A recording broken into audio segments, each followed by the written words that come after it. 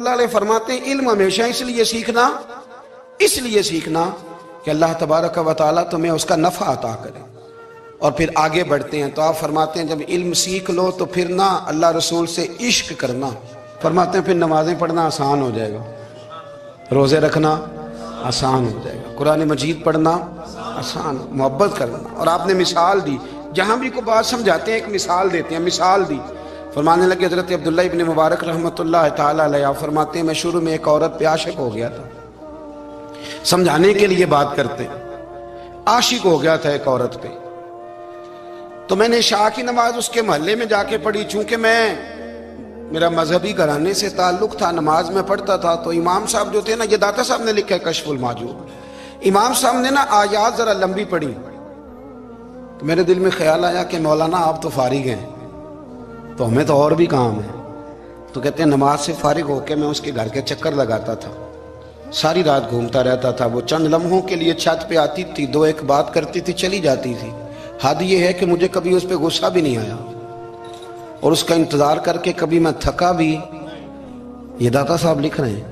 حضرت عبداللہ ابن مبارک فرماتے ہیں ایک رات میں گیا، اسی طرح میں نے نماز پڑھی، پھر میں اس کے گھر گیا. میں ساری رات، سردیوں کی ٹھنڈی رات، 11-12 گھنٹے اس کے گھر کا طواف کرتا رہا، معاذ اللہ چکر لگاتا رہا. آدھی رات کو سحری کے وقت وہ چھت پہ آئی 1 منٹ کے لیے اور کہنے لگی گھر میں مہمان بہت زیادہ ہیں، آج بات نہیں ہو سکے گی.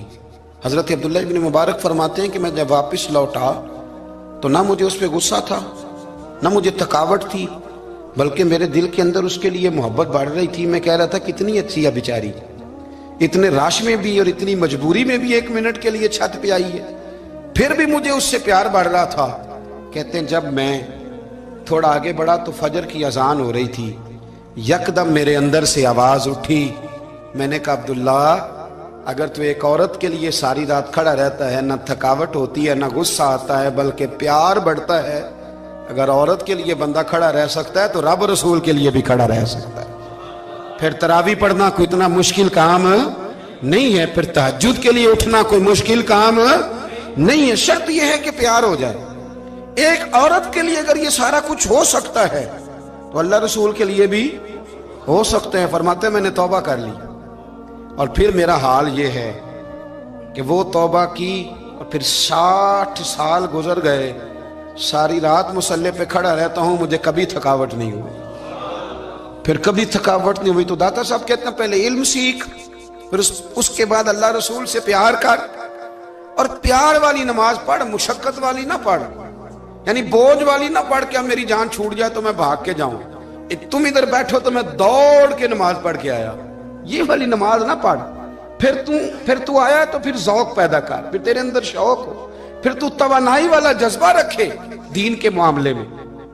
پھر داتا صاحب ایک تیسری بات ارشاد فرماتے ہیں، ایک تیسری بات داتا صاحب کرتے ہیں. داتا صاحب کہتے ہیں کہ یہ یاد رکھ کہ جو تجھے اعزاز ملے گا نا زندگی میں، اعزاز تجھے جو زندگی میں ملے گا اور کوئی کرامت اگر تجھے ملے گی تو وہ صرف نبی پاک علیہ السلام کی سنت اور شریعت کی وجہ سے ملے گی. تو جتنے مرضی چلے کاٹ لے، وظیفے کر لے، کالا جادو، نیلا جادو، پیلا جادو، جو مرضی تو سیکھ لے، اگر تجھے کوئی اللہ شان دے گا تو صرف اس لیے دے گا کہ تو نبی پاک کے دین پہ عمل کرتا ہے. کس نے لکھا ہے؟ اللہ کرے آپ کو میں یاد کرا سکوں، اللہ کرے ایسا ہو جائے اور میری جماعت سمجھنے لگ جائے کہ داتا صاحب کہتے ہیں سنت شریعت پہ عمل کرنا چاہیے. اور میں کوئی ایسی چھپی چھپائی بات بھی نہیں کر رہا، اس کو چلا دیں، کوئی ایسی چھپی چھپائی بات بھی نہیں کر رہا. کشف المحجوب دنیا کی ہر زبان میں اردو میں ملتی ہے، آپ لے کے دیکھ سکتے ہیں. داتا صاحب فرماتے ہیں اعزاز جو تمہیں ملے گا نا، اگر شان چاہتے ہو، وہ ہمارے نا بہت سارے ایسے لوگ ہیں جو کہتے ہیں کوئی ایسی چیز ہاتھ لگے، اعلیٰ دین کا چراغ ایسے گھسایا جائے اور فوری طور پہ پیر صاحب نے کہہ دیا تو ریل پیل ہو گئی پیسوں کی. تو میں کہتا ہوں یہ تو دین کا مزاج ہی نہیں، یہ تو دین کی طبیعت ہے ہی نہیں، یہ تو ذوق ہی نہیں دین کا، یہ طبیعت ہی نہیں، مزاج ہی نہیں. میرے عزیز داتا علی اجویری رحمۃ اللہ علیہ فرماتے ہیں تو سنت پہ عمل کر، شریعت پہ عمل کر. اللہ کا قرآن کہتا ہے قل ان کنتم تحبون اللہ فاتبعونی یحببکم اللہ. فرمایا اللہ کا قرآن کہتا ہے کہ جب تو نبی کریم کی غلامی کرے گا نا تو اللہ خود تمہیں اپنا محبوب بنا لے گا، اللہ خود تمہیں اپنا محبوب بنا لے گا تو اور کیا چاہیے. داتا صاحب نے ایک بزرگ کی بات لکھی ہے جو تابعی ہیں. تابعی اس کو کہتے ہیں جو صحابہ کے شاگرد ہوتے ہیں. ایک بزرگ کی بات لکھی جو تابعی ہیں, وہ فرماتے ہیں کہ ان بزرگوں کا طریقہ یہ تھا کہ وہ لوگوں سے چھپ کے نا پہاڑ کے پیچھے عبادت کرتے تھے, اور پوزیشن ان کی یہ تھی کہ کسی سے ملتے نہیں تھے, بالخصوص فجر کی نماز سے لے کر عصر کی نماز تک بکریاں رکھی ہوئی تھیں, ان کو چراتے رہتے تھے فرات کے کنارے اور نفل پڑھتے رہتے تھے. اس وقت کو ملنے بھی نہیں آتا تھا. ایک شخص بڑی دور سے ان کی شہرت سن کے آیا, میں نے تو ملنا ہے. لوگوں نے کہا وہ اس وقت نہیں ملتے, ناراض ہوتے. اس نے کہا اللہ کا بندہ ہے نا, ناراض ہو بھی جائے گا تو لمبا ناراض رہے گا نہیں, اللہ والے جلدی راضی ہو جاتے ہیں. پہنچ گئے. اب وہ بابا جی نماز پڑھ رہے تھے تو کہتے میں نے عجیب منظر دیکھا کہ بابا جی فرات کے کنارے نماز پڑھ رہے ہیں اور ایک بھیڑیا ان کی بکریوں کی حفاظت کر رہا ہے. کہتے میں حیران رہ گیا کہ بھیڑیا تو بکریاں کھایا کرتا ہے اور یہاں چرا رہا ہے. کہتے میں جب گیا تو بابا جی نوافل میں مشغول تھے, مجھے دیکھ کے کہنے لگا اس وقت کیوں آئے. میں نے کہا حضور اگر آئے گیا ہوں تو پھر مہربانی کرے قبول فرما لیں. میں بیٹھ گیا تو میں نے کہا حضور یہ بھیڑیا بکریاں چرا رہا ہے, بھیڑیا اور بکریے کی صلح کب سے ہو گئی؟ تو فرماتے ہیں لمبی تقریر نہیں, ہلکا سا جملہ. فرمانے لگے جب سے بکریوں کے مالک نے رب سے صلح کر لی ہے نا, تب سے بھیڑیوں نے بھی بکریوں سے صلح کر لی ہے. بکریوں کے مالک نے رب سے صلح کر لی, گناہ چھوڑ دیے, اس کی فرما برداری میں آ گئے. اب پھر اسے بکریاں چلانے کی ضرورت نہیں رہی. بکریاں نا اب بھیڑیا چراتا ہے. کہتے ہیں میرے اوپر کپ کپی طاری ہو گئی بزرگوں کی بات سن کے, اور مجھے پیاس لگی اور خواہش آئی کہ پتہ نہیں اب بابا جی کچھ کھلائیں پلائیں گے بھی کہ نہیں, بابا جی کچھ کھلائیں گے بھی کہ نہیں. کہتے میرے دل میں خیال تھا تو بزرگوں نے نا ایک لکڑی کا پیالہ, ان کے پاس وہ غار میں بیٹھے تھے تو ایک چھوٹا سا پتھر تھا, اس کی ڈھلان بنی ہوئی. بابا جی نے اس کے نیچے لکڑی کا پیالہ رکھا, وہ رکھا ہی تھا تو وہ دودھ سے بھر گیا. کہتے انہوں نے مجھے دیا تو ٹھنڈا اور میٹھا دودھ, میری طبیعت خوش ہو گئی. بابا جی نے نا دوبارہ وہی پیالہ اسی جگہ رکھا تو شہد سے بھر گیا. 1000 سال پہلے داتا صاحب لکھ رہے ہیں. کہتے مجھے دیا, میں نے فوراً کہا, میں نے کہا حضور یہ دودھ تو گائیں بھینس دیتی ہے, پہاڑوں سے تو نہیں نکلا کرتا, اور شہد تو شہد کی مکھیاں دیتی ہیں, پتھروں سے تو نہیں نکلتا, یہ آپ کہاں سے نکال رہے ہیں؟ تو کہتے ہیں وہ قرآن مجید پڑھنے لگے. وَإِذِ اسْتَسْقَى مُوسَىٰ لِقَوْمِهِ, جب موسیٰ کی قوم نے ان سے پانی مانگا, فرمانے لگے موسیٰ کی نافرمان قوم پانی مانگے, حضرت موسیٰ پتھر پہ ڈنڈا مارے تو اللہ وہاں سے 12 چشمے جاری کر دے. جو رب حضرت موسیٰ کی نافرمان قوم کے لیے پتھر اور پہاڑوں سے چشمے نکال دیتا ہے نا, وہ محمد عربی کے غلاموں کے لیے پتھر اور پہاڑوں سے دودھ اور شہد بھی نکال دیا کرتا ہے. وہ بزرگ کہنے لگے بس بات یہ ہے کہ آج بھی ہو اگر ابراہیم کا ایمان پیدا تو آگ کر سکتی ہے انداز گلستاں پیدا. کہنے لگا حضور پھر میرے لیے بھی دعا کریں. آپ فرمانے لگے پھر دعا, وہ دعا نہ کرا تو مدینے والے کی غلامی شروع کر, تو نبی کریم کی غلامی شروع کر, تو رسول پاک کی غلامی شروع کر. ایک بات علم, پھر فرمایا اللہ رسول سے محبت, پھر فرمایا حضور کی غلامی. اس سے سارے مکاشفات کھلیں گے, اس سے سارے مشاہدات کھلیں گے, اسی سے کرامتیں ملیں گی, اسی سے مقبولیت ہوگی, اسی سے اللہ نبی کی بارگاہ میں درجہ ملے گا. پھر داتا صاحب آگے بڑھتے ہیں, فرماتے ہیں فقر بھوکے رہنے کا نام نہیں.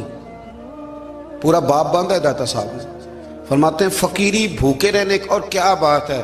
کئی دفعہ میں نے کشف المعجوب پڑھی, کئی دفعہ پڑھی, اللہ جانتا ہے, لیکن جب پڑھتے ہیں نا کوئی نئی بات ہی ملتی.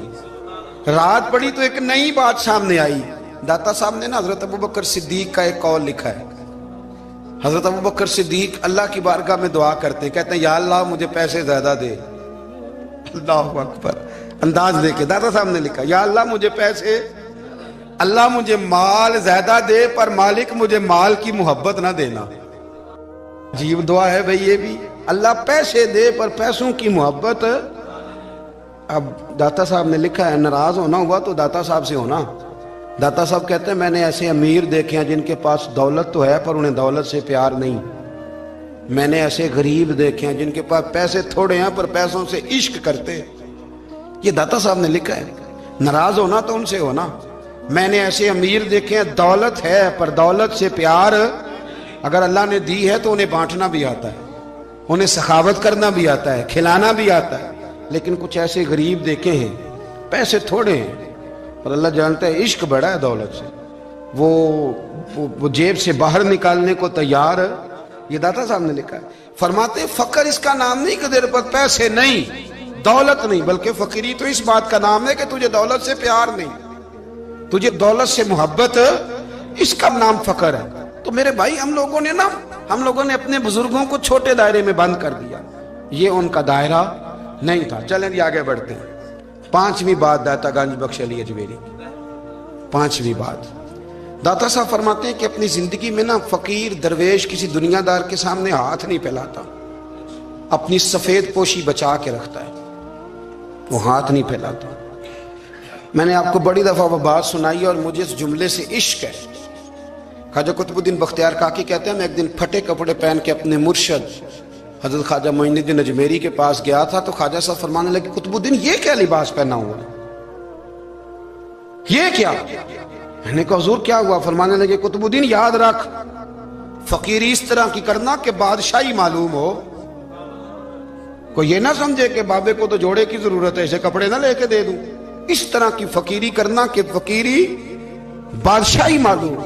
ये क्या बात हुई कि रंग रूप इस तरह का इख्तियार करना कि तरस आए कि चलो हजरत साहब को बंदा 500 दे ही जाए मेहरबानी करके, ये कोई रवैया नहीं है दीन का। दाता गंज बख्श अली अजमेरी फरमाते हैं अपनी जात पर कभी सवाल का दरवाजा ना खोलो। आप फरमाते मेरे मुरीदों से पूछ लो, मैंने देने का मिजाज बनाया है, लेने का मिजाज नहीं बनाया। फरमाते थे अपनी जात पर सवाल का दरवाजा, कुछ लोगों की मजबूरी होती है कर्ज पकड़ना, कर्ज उठाना सुन्नत है, जरूरत पड़ जाए तो कर्ज लेने में मना, कुछ की मजबूरी है, कुछ को शौक है। वो असल पैसे जो होते हैं वो उन्होंने कोने में रखे होते हैं, उससे 5,000 लेके खर्च कर लिया, फिर दूसरे से 5 लेके उसको दे दिया, फिर उससे 5 जो लिया था फिर तीसरे से लेके उसको दे दिया। ये मिजाज ना बनाए।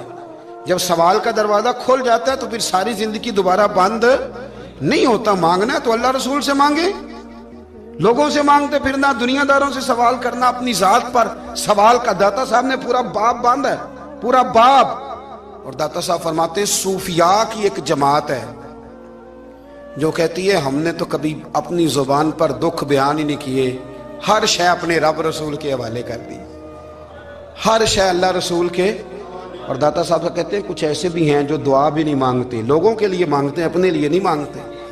आप दुआ क्यों नहीं मांगते? तो कहते हैं अल्लाह को तो पता ही है हमें क्या चाहिए, उसे तो पता ही है। एक बुजुर्ग की बात लिखी है दाता साहब ने, मेरी जमात में ना मिजाज है करामतों का, मुझे वो सारी बातें भी आती हैं कि एक बंदा कराची से आया, दाता साहब हाजिरी दी तो उसकी लॉटरी निकल आई, ये भी मुझे आती है, लिखी पढ़ी है मैंने, किताबों में है ये भी।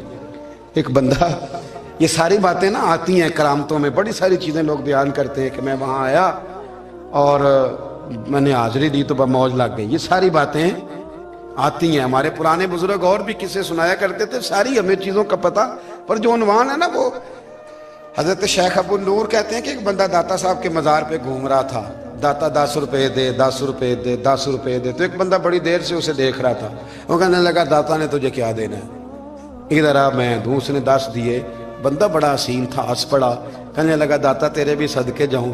दिलाने लगा तो मुनकर से ही दिलवा दिए, जो नहीं मानता उसी से दिलवा दिए। वो बड़ा परेशान हुआ, मैं और चक्कर में था, इसने मेरे ऊपर ही जड़ दी है बात, कहने लगा दाता तेरे सदके जाऊं।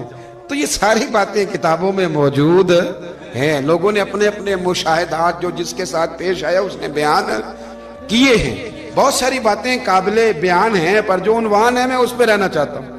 दाता साहब रहमतुल्लाह अलैह फरमाते हैं हमारी तालीमात हैं कि अपने दुख दर्द दुनियादारों से बयान नहीं कर दे, सवाल का दरवाजा लोगों के सामने खोलना अल्लाह वालों से कहेंगे, कभी कहना होगा तो दुनियादारों से कहना। कहते हैं शेख अहमद नाम के बुजुर्ग थे, सारी जिंदगी किसी को काम नहीं बताया, सारी जिंदगी बड़ी मुश्किलात आई, पर कभी अपनी जात पर सवाल का दरवाजा नहीं खोला। एक ऐसी मुश्किल आई कि जो हल ही नहीं होती थी, किसी ने उन पर कोई इल्जाम लगा दिया।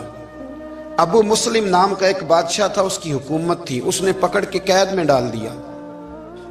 अब कैद में हैं, जुर्म लग गया है, فرد جرم عائد ہو گئی ہے، جیل میں ہیں. لوگ کہنے لگے حضرت جی اپنی صفائی میں کچھ کہیں. فرمانے لگے ساری زندگی بندوں سے کچھ نہیں کہا. اللہ رسول کو پتا ہے میں بے گناہ ہوں، مجھے کہنے کی ضرورت نہیں. داتا گنج بخش علی حجویری نے لکھا ہے، داتا صاحب کہتے ہیں تو یقین کامل تو پیدا کر، تو ایمان تو پختہ کر. داتا صاحب کہتے ہیں وہ ابو مسلم جو بادشاہ تھا وہ نیک آدمی تھا، اسے رات کو خواب میں نبی کریم کی زیارت نصیب ہوئی اور حضور سید عالم صلی اللہ علیہ وسلم فرمانے لگے تو نے اللہ کا ایک نیک بندہ جیل میں ڈال دیا. ڈر نہیں آتا، وہ تو بے گناہ ہے. بادشاہ آدھی رات کو خود اٹھا. دادا صاحب فرماتے ہیں کسی گارڈ کو نہیں بھیجا، پولیس والے کو نہیں بھیجا، جیلر سے نہیں کہا، خود گیا، جا کے جیل کا دروازہ کھولا. دروازہ کھول کے اس درویش کو آزاد کیا. کہنے لگا بابا جاؤ، مجھے پتا چل گیا آپ بے گناہ ہیں. بابا جی سلام کر کے جانے لگے تو بادشاہ پھر آگے آیا، ہاتھ باندھے، ہاتھ چومے. کہنے لگا حضور آپ بڑے نیک ہیں، میرے لیے کوئی حکم ہو تو بتائیے گا، میرے لائق کو خدمت ہو تو بتائیے گا. تو شیخ احمد فرمانے لگے تجھے ابھی بھی سمجھ نہیں آئی، تجھے ابھی بھی نہیں سمجھ آئی. کہنے لگا حضور کیا؟ فرمانے لگے جو تہجد کے وقت تجھے اٹھا کے مجھے رہا کرنے بھیج سکتے ہیں وہ میری کوئی ضرورت باقی رہنے دیں گے؟ مجھے کوئی ضرورت پڑے گی کسی اور کو کہنے کی؟ جو تہجد کے وقت تجھے اٹھا کے بھیجتے ہیں کہ جا کھول جا کے دروازہ، وہ ضرورت رکھیں گے میری؟ ضرورت مجھے رہے گی کہ میں تجھے اور کوئی کام؟ ابھی بھی تجھے سمجھ نہیں آئی؟ تو داتا علی حجویری رحمت اللہ علیہ فرماتے ہیں اصل میں ہماری طبیعت ہے، ہم نے بندوں سے دل لگا لیا ہے. دل اللہ رسول سے لگاؤ، کسی بندے سے لگانا تو اس سے لگاؤ جو اللہ والا ہو. آپ فرماتے ہیں کہ اپنی ساری خواہشات اپنے رب رسول سے، آپ فرماتے ہیں کہ اگر اللہ کے حوالے اپنی خواہشات کر دو گے تو رب تمہیں نا عام لوگوں سے زیادہ عطا کرے گا، عام لوگوں سے. اور پھر داتا صاحب نے آگے جا کے ایک چھٹی بات لکھی ہے، اتنا وقت نہیں ہے ورنہ کشف المحجوب کا تو ایک ایک صفحہ الٹتے جائیں تو کیا کیا چیزیں کھلتی چلی جاتی ہیں. داتا صاحب نے لکھا ہے، داتا صاحب فرماتے ہیں اگر تو چاہتا ہے نا رب جلدی راضی ہو جائے پھر اللہ کی مخلوق سے محبت کرنی شروع کر دے. اگر تو چاہتا ہے کہ رب راضی نہیں صرف جلدی راضی ہو پھر اللہ کی مخلوق سے پیار کر. اللہ خود داتا صاحب اپنی بات کرتے ہیں، کہتے ہیں میں دریائے راوی سے گزر رہا تھا، یہ ایک اور جگہ آپ کی سیرت میں لکھا ہے، یہ کشف المحجوب میں نہیں ہے. راوی سے گزر رہے تھے تو داتا صاحب نے اکثر ٹینڈ کرا کے رکھتے تھے. کئی بزرگ ہیں جو سر پہ بال نہیں رکھتے، ٹینڈ کرائی ہوئی تھی تو کشتی میں گزر رہے تھے تو سامنے سے کچھ نوجوان بھی کشتی میں آ رہے تھے. تو آپ نے نا سر سے کپڑا اٹھایا،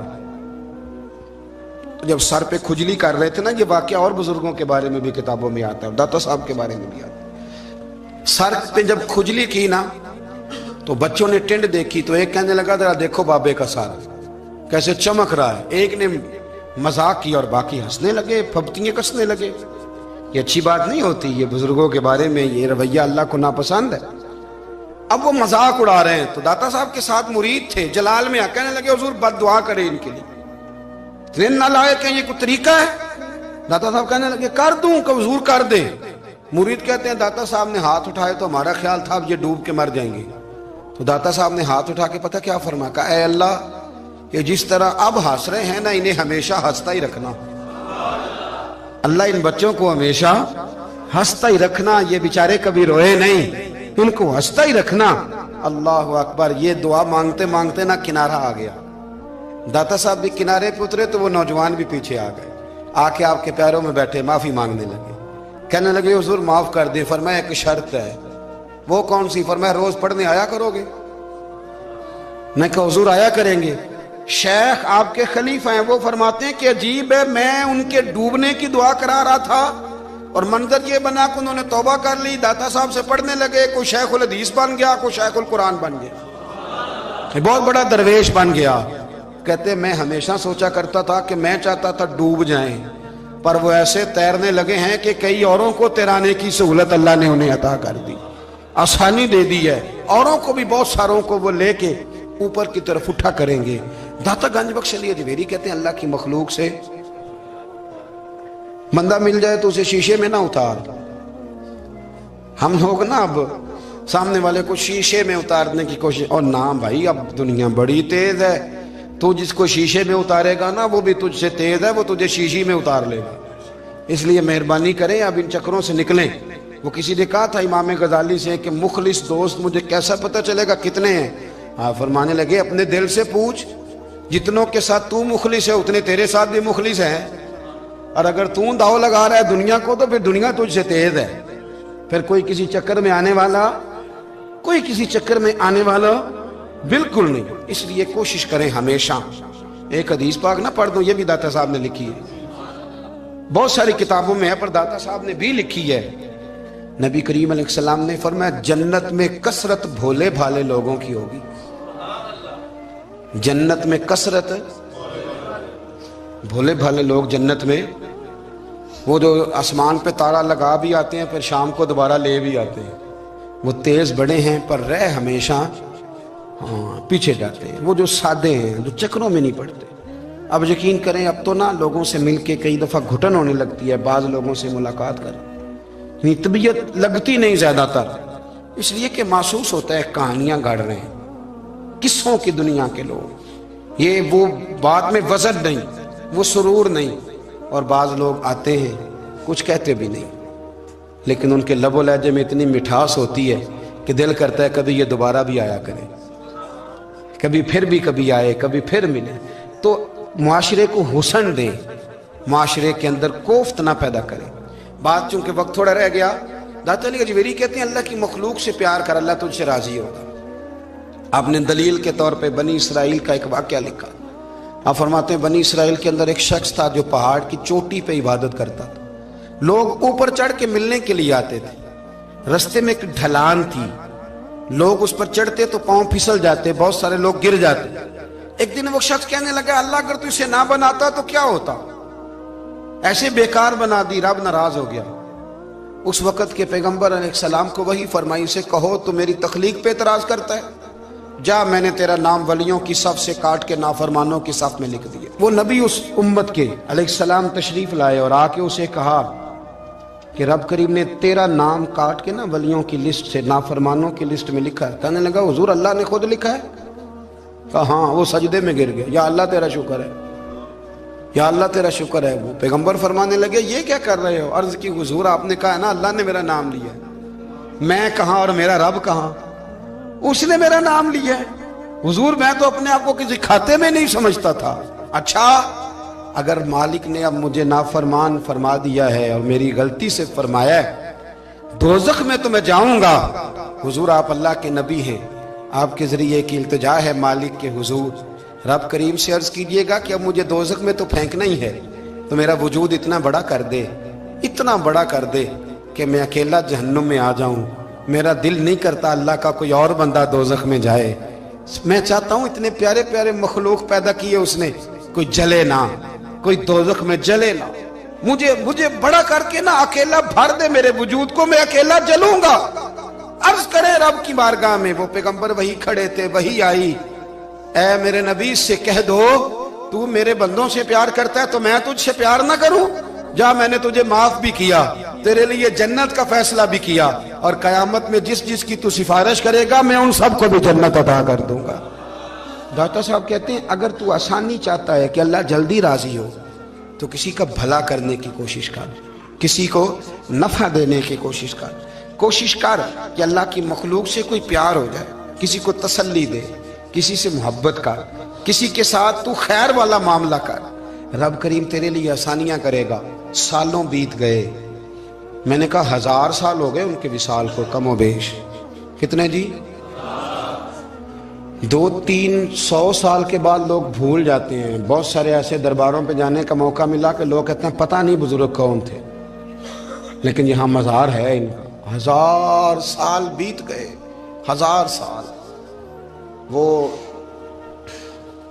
جب یہاں برطانیہ حکومت کرتا تھا نا، انگریز کی حکومت تھی ہندوستان میں، تو لارڈز آف برطانیہ کہا کرتا تھا کہ یہ عجیب، میں نے داتا صاحب کی قبر دیکھی ہے تو قبر پر لوگوں کے دلوں پہ حکومت کرتی ہے تو یہ قبر پر اس کا سکہ چلتا ہے۔ جو لوگ نہیں بھی نہ مانتے مزارات کی حاضری، ان کو بھی کبھی نہ کبھی آنا پڑ ہی جاتا ہے۔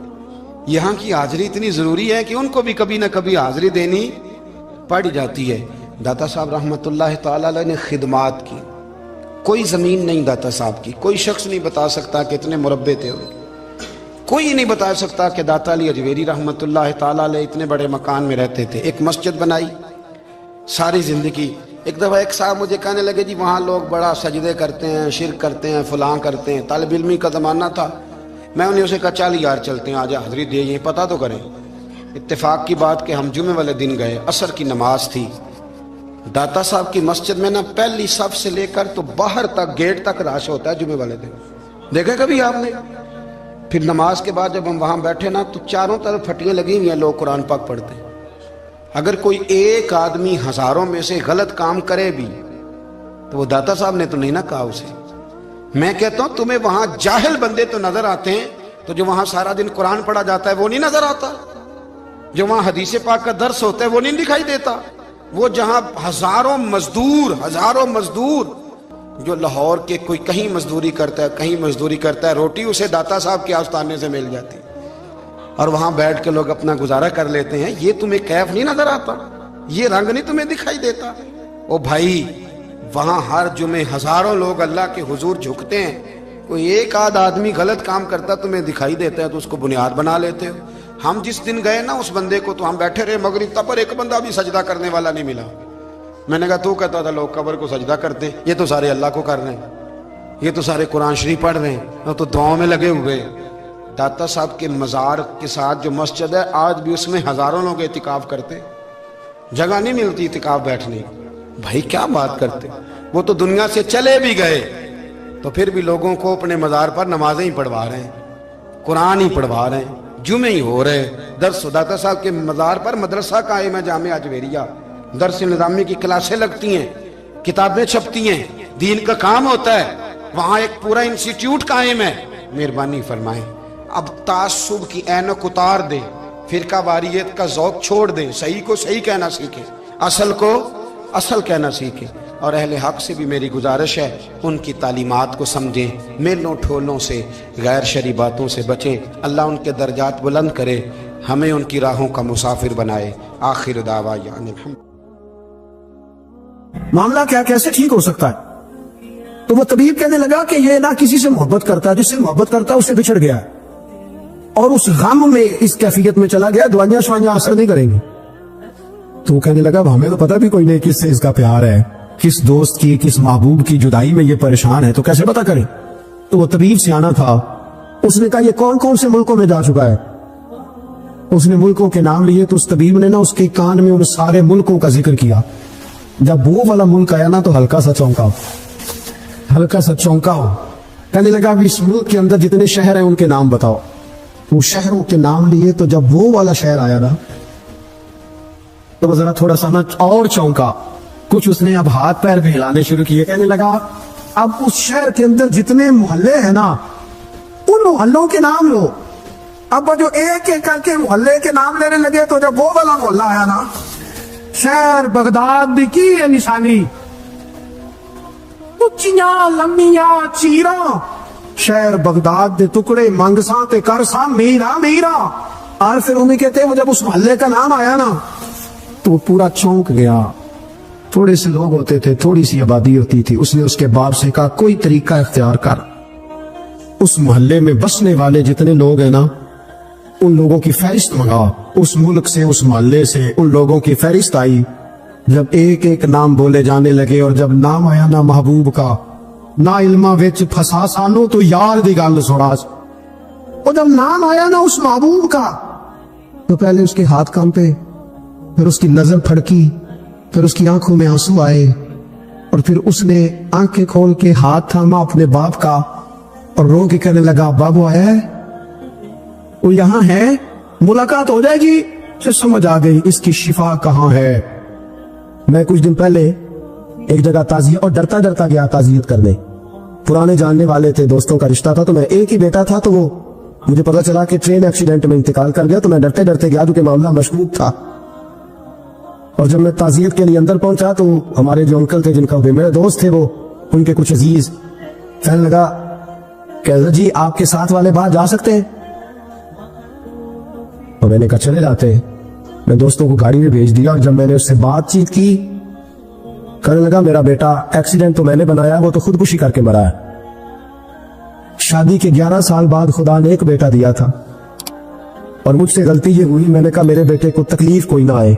उसके मुंह से जो निकला मैंने उसे दिया, जो उसने मांगा मैंने दिया। कहता जो शख्स 16,000 महीने का कमाए और बेटे को 40,000 का मोबाइल खरीद के दे, कहते मैंने हर सहूलत उसे दी। फिर एक अमीर की लड़की से यूनिवर्सिटी में पढ़ते हुए उसका ताल्लुक बना। बच्ची के मैसेज भी मैंने अपने मोबाइल, उस बच्चे के मोबाइल में देखे और इस लड़के ने जो मैसेज सेंड किए वो भी मैंने देखे। फिर मैं घर पहुंच गया, मैंने बेटे से मिन्नतें की कि बेटा वो हमें रिश्ता नहीं देंगे, तुम्हारी बरादरी भी छोटी है और हमारे जेब में पैसे भी कोई नहीं। फिर मैं उनके घर गया, बेटा ना माना और मैंने उस शख्स को बुला के कहा तेरी बेटी के मैसेज है, खुदा रा ख्याल कर, और तेरे तो 7 बच्चे हैं, मेरी गोद में तो एक ही फूल खिला है, मैं किधर जाऊं, ख्याल कर। उसने कहा दोबारा तूने नाम लिया तो ऐसे केस में बाप बेटे को फंसाऊंगा कि सारी जिंदगी निकल नहीं सकोगे। निकल। मैंने बेटे से कहा कि बेटा मैंने पगड़ी तक रखी है पर मुझे रिश्ता नहीं मिला, तू बाज आ जा। कहने लगा 3 रातें मेरा बेटा सोया नहीं और मुझे कहने लगा अगर जी वो 4थी रात सोया है तो दोबारा उठा दे, तो दोबारा उठा नहीं। मुझे कहने लगा मुझे इजाजत दो कि मैं इस बेटी को भी कत्ल कर दूं और इसका बाप भी कत्ल कर दूं, मेरा तो घर उजड़ गया ना। वो कहने लगा मैं कभी कभी दोस्तों के पास जाके रात गुजार लेता हूं और मैं अपने दिल को सुकून दे लेता हूं, लेकिन उसकी माँ उसके जूते सीने से लगाए फिरती है, उसकी अम्मा उसके पुराने कपड़े लेके सीने से लगाए फिरती है। कहने लगा हज़रत जी कोई कोशिश करो, कोई दुआ करो कि अल्लाह मेहरबानियां करे। मैं कह तो नहीं सका उनसे, लेकिन मेरे दिल में ख्याल आया कि किसने कहा था कि बच्चा यूनिवर्सिटी में को एजुकेशन में दाखिल कराओ, किसने कहा था कि इसके हाथ में आग का अंगारा दो। मेरे दोस्त आप तेज आग जला के उसके करीब मक्खन रखो और फिर मक्खन से कहो कि डलना ना, फिर मक्खन से कहो कि पिघलना ना। भाई तेज आग करीब जला दी और तू कहता पिघलना, ये कैसा मुमकिन है? हो सकता है? बोलिए ना, हो सकता है। हजरत सैयदना अबू बकर सिद्दीक फरमाते हैं मैं हुजूर के सामने बैठा, एक शख्स आया, उसने आकर के कहा या रसूलुल्लाह सल्लल्लाहु तआला अलैहि वसल्लम ये मेरे हाथ के अंदर खंजर है, मैं कत्ल करके आया हूं। कातिल खड़ा हुआ। एक तरफ कुरान मजीद का हुक्म है कि जिसने एक आदमी को कत्ल किया पूरी इंसानियत को कत्ल किया। हुजूर ये खंजर है, कत्ल करके आया हूं। मेरे मुस्तफा ने फरमाया किसको कत्ल किया? उसकी हुजूर सगी बहन को मारा है, सगी बहन थी, मैंने कत्ल कर दी। मेरे नबी पाक सल्लल्लाहु अलैहि वसल्लम ने फरमाया क्यों मारा? प्यार नहीं था। अबूबकर बहन से किसको प्यार नहीं होता? बड़ा प्यार था, और मारा क्यों? तो सहाबी रोने लगे, कहने लगे महबूबा मैं बड़ा प्यार करता था, पर वो काफिरा थी, मुशरिका थी, बड़ा प्यार करता था। जब भी उसके पास जाता वो आपके बारे में बात छेड़ देती। मैं उसको कहता सारा कुछ कर ले, मेरे नबी के बारे में बात न करना। मैं हर शय सह लेता, पर मुस्तफा करीम की जात के बारे में मैं कोई बात बर्दाश्त करने की ताकत नहीं रखता। ये वाला जुमला ना कहना। मैं उसको रोकता, मना करता, वो बाज ना आती। कहते आज उसने इतनी सख्त बात की कि मैं उसका गला काट आया हूँ, कत्ल कर दिया है। हुजूर मेरे लिए हुक्म क्या है? तो नबी पाक ने फरमाया जा तेरे ऊपर कोई सजा नहीं, तूने जो किया है अच्छा ही किया है, ये अच्छा कर डाला है जो तूने किया है। एक सहाबी नाबीना थे, आंखों से नजर नहीं आता था, रिश्ता कोई नहीं देता था, माजूर आदमी थे, निकाह हुआ, शादी हुई, 2 बेटे दिए अल्लाह, घर बस गया, बीवी कपड़े धो के देती, खिदमत करती, रोटी पका के देती, बच्चे बड़े हसीन थे। और वो सहाबी खुद फरमाते नाबीना सहाबी कहते मोतियों की तरह के मेरे बच्चे, जो भी आता आके कहता तेरे मोतियों की तरह के लाल हैं। लेकिन आप फरमाते हैं एक सुबह ऐलान हो गया, मदीने में शोर हो गया कि उस नबीना सहाबी की बीवी कत्ल हो गई, किसी ने खंजर पे दबाया, मर गई है। कहते हैं उसके लवाहिकीन इकट्ठे हुए, दरे रिसालत इमाम पे आए, आगे कहने लगे हुजूर हमारा कातिल ढूंढ के दे, हमारी बेटी को किसने मारा? मेरे रसूल पाक ने मजमे पे नजर डाली, फरमाया भाई मुझे कहने की जरूरत ना पड़े, अगर कातिल मौजूद है तो खुद उठ जाए। खुद उठे। वो नबीना सहाबी बीच में से उठ के खड़े हो गए, कहने लगे सोने कातिल कोई बाहर नहीं, मैं खुद कातिल हूं, मैंने मारा है, मैं कातिल हूं, मैंने मारा है। मुस्तफा करीम सैयद आलम सल्लल्लाहु अलैहि वसल्लम ने फरमाया तुझे तो उसकी बड़ी जरूरत थी, बड़ी हाजत थी, तेरी बीवी थी, तेरा घर संभालती थी, तेरे बच्चे थे। सहाबी अर्ज करने लगे हुजूर सारा कुछ ठीक था, पर वो आपकी बेअदब थी। हुजूर उसके आने से मेरा घर बस गया, रोटी पकने लगी, कपड़े मिलने लगे, औलाद होने लगी, मैं दुनिया पे आ गया। लेकिन महबूबा मैंने वो शौक क्या करने हैं जो तेरी बेअदबी पर तामीर किए जाएं। या रसूलल्लाह मुझे क्या हाजत उस चीज की जिसमें आपका प्यार ही ना हो। या रसूलल्लाह आपकी मोहब्बत ही ना, हुजूर मैंने कत्ल कर डाला है, मुझे बीवी नहीं चाहिए, मुझे वो वाली चाहिए जिसकी जुबान पर रसूलुल्लाह के नाम के तराने हो, جو حضور کی محفل کرنے والی ہو, نعت پڑھنے والی ہو, جو نبی پاک علیہ السلام کی ازواج کا, اولاد کا, بیٹیوں کا ذکر کرنے والی. مجھے وہ بی بی نہیں چاہیے جو بی بی بے ادبی کرے. میرے نبی پاک صلی اللہ علیہ وسلم نے محلے داروں سے پوچھا, فرمایا بات اس کی ٹھیک ہے کہ حضور واقعی بے ادب تھی. نبی پاک نے فرمایا اٹھو پھر چلے جاؤ, اس نے انسان نہیں مارا, اس نے گستاخ رسول کو مارا ہے, اس نے ایک گستاخ رسول کو مارا ہے. بھائی یاد رکھے نبی پاک کا پیار ایمان کا حصہ ہے, اس میں کوئی کمپرومائز نہیں. علامہ اقبال کہتے ہیں میں نے سارا دین پڑھا ہے, سارا قرآن پڑھا ہے, میں نے بنظر غائب جب ساری چیزوں کو دیکھ لیا تو اقبال کہنے لگے میں اس نتیجے پہ پہنچا ہوں کہ مغز قرآن روح ایمان جان دی. بھائی اقبال, میں کسی عالم کی بات کرتا تو لوگوں نے شاید رویہ اور اختیار کرنا تھا, وہ لوگ جس پر اکثر مکاتب فقہ اعتبار کرتے ہیں. اقبال کہنے لگے مغز قرآن روح ایمان جان دی. لفظوں پہ غور کریں, مغز یعنی سارے قرآن کا مغز, روح ایمان یعنی ایمان کی روح, اور جان دی یعنی سارے دین کی. آپ دیکھیں ترتیب, مغز قرآن روح ایمان جان دی. اقبال جلدی بتاؤ وہ کیا ہے؟ تو اقبال کہنے لگے ہست حب رحمت للعالمین, ہست حب رحمت للعالمین, مغز قرآن روح ایمان اور جان دی. ہست حب, کہنے لگا میں تو سمجھا ہوں کہ قرآن کا مغز ایمان کی روح اور دین کی جان اگر ہے تو نبی پاک کی محبت کا نام ہے, رسول اللہ کی محبت کا نام ہے, نبی پاک کی محبت کا نام.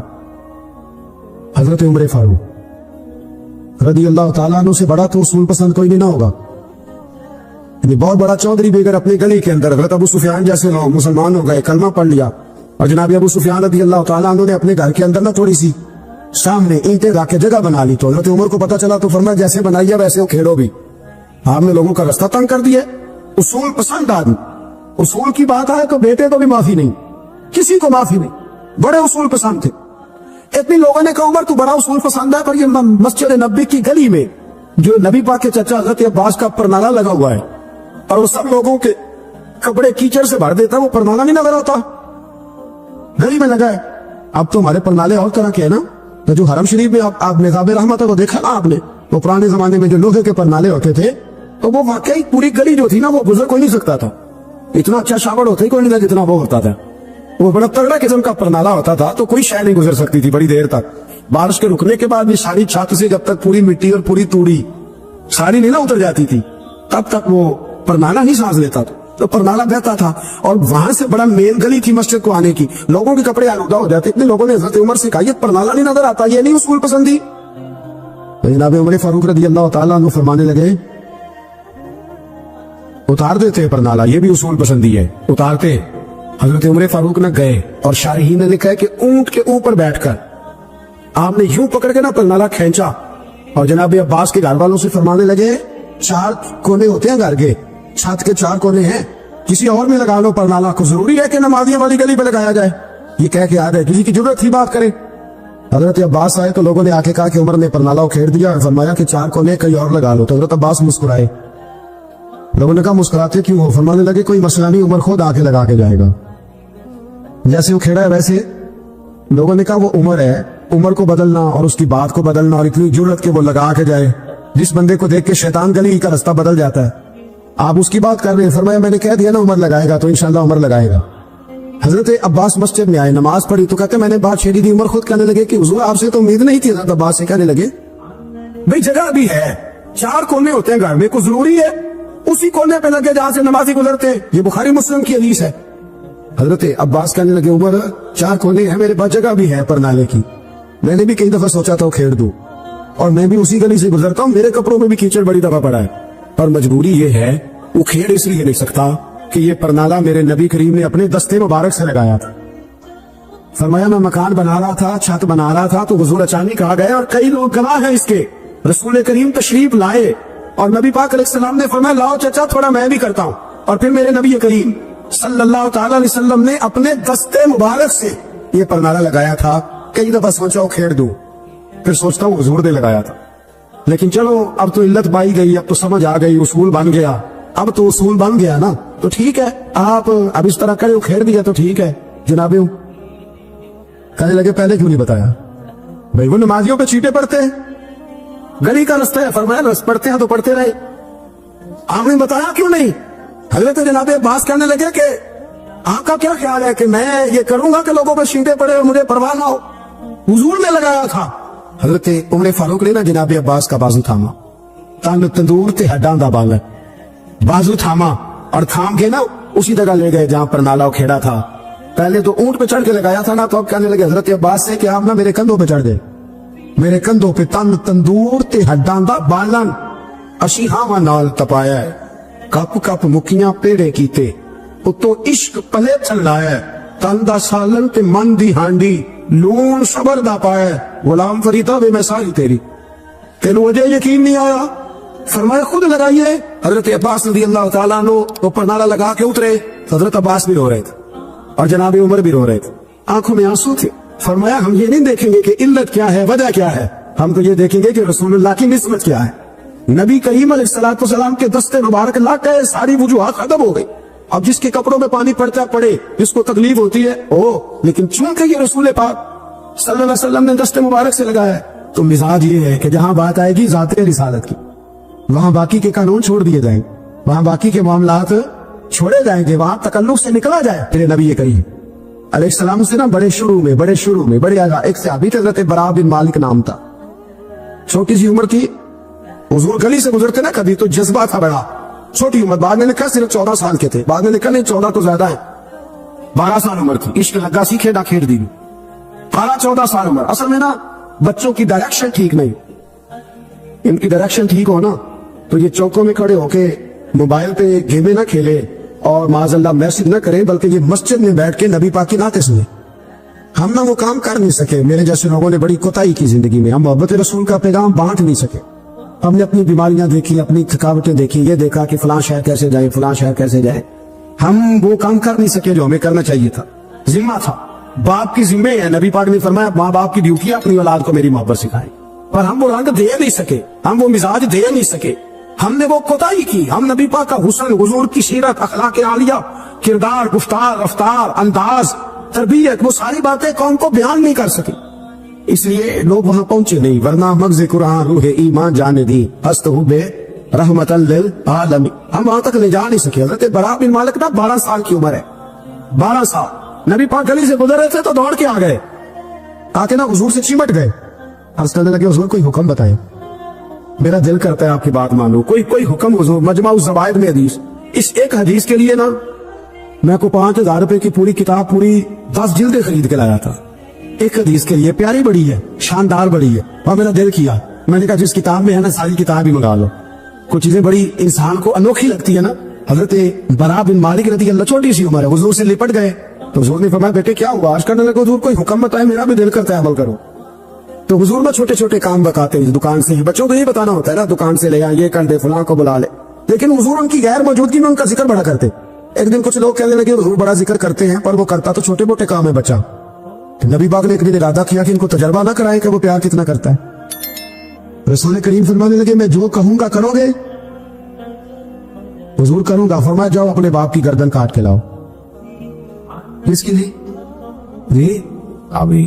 حضور نے فرمایا اپنے ابا کا سر کاٹ کے لاؤ. تو وہ دوڑے. ایک روایت میں کہ مولا علی کے گلے میں تلوار لٹک رہی تھی, یوں کھینچی, اور اس نے جذبات سے دوڑے کہ حضور نے فرمایا اسے پکڑ لو ورنہ یہ گردن کاٹ بھی لائے گا, پکڑ لو اسے ورنہ یہ کاٹ دے گا.